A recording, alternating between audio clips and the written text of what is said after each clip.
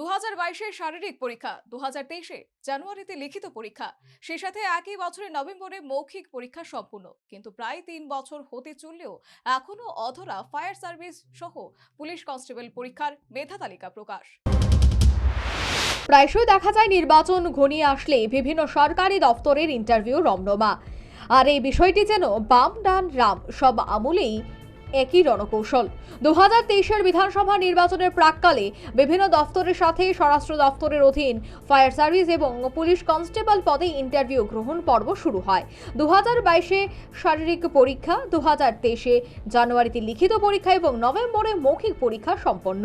প্রায় 3 বছর হতে চললেও এখনো অধরা মেধা তালিকা প্রকাশ। এই অভিযোগ সংশ্লিষ্ট দপ্তরের ইন্টারভিউতে অংশগ্রহণ করা যুবক যুবতীদের। বুধবার মেধা তালিকা প্রকাশের দাবিতে উমাকান্ত একাডেমি সংলগ্ন এলাকায় জমায়েত হয় চাকুরি প্রত্যাশীরা। তাদের জমায়েতের খবর পেয়ে ছুটে আসে পুলিশ। কর্তব্যরত পুলিশ বাবুদের সংশ্লিষ্ট যুবক যুবতীরা জানায় তাদের ইন্টারভিউ সম্পন্ন হয়েছে, এখন শুধু মেধা তালিকা প্রকাশের অপেক্ষা।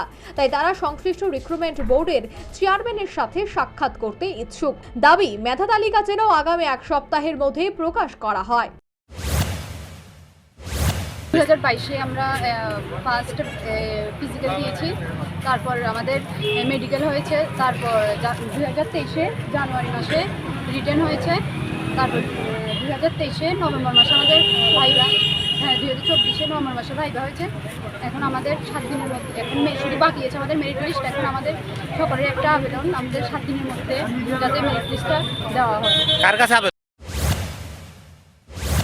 সংশ্লিষ্ট যুবক যুবতীদের অভিযোগ, দফতরগুলির আধা তালিকা প্রকাশিত হয়েছে, কিন্তু তাদের মেধা তালিকা এখনো প্রকাশিত হয়নি।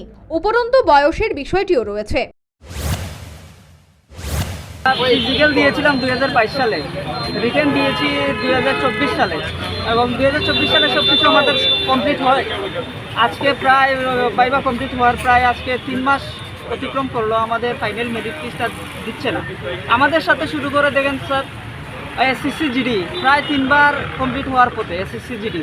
তো আমরা যারা এইজ ওভার হয়েছে, আমাদের একটা টেনশন যে টিপিএসসি যেহেতু রিটেন এক্সামের পরে 15 হতে 20 দিনের মধ্যে ফাইনাল মেরিট লিস্ট দিয়ে দেয়, তো আমাদেরটা এখনও দিচ্ছে না।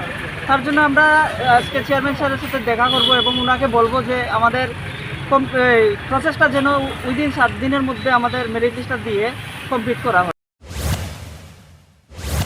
এদিন মেধা তালিকা প্রকাশের দাবিতে ডেপুটেশন প্রদান উপলক্ষে জমায়েতে অংশগ্রহণকারী যুবক যুবতীরা সংশ্লিষ্ট দপ্তরের রিক্রুটমেন্ট চেয়ারম্যানের সাথে সাক্ষাতের আবেদন জানায় পুলিশের নিকট। পুলিশ তাদের মধ্য থেকে এক প্রতিনিধি দলকে সংশ্লিষ্ট দপ্তরের রিক্রুটমেন্ট চেয়ারম্যানের সাথে অনুমতি দেয় এবং চাকরি প্রত্যাশী যুব প্রতিনিধি আগামী 7 দিনের মধ্যে মেধা তালিকা প্রকাশের দাবি সংক্রান্ত সনদলিপি রিক্রুটমেন্ট চেয়ারম্যানের হাতে তুলে দেয়। Bureau report, news vanguard.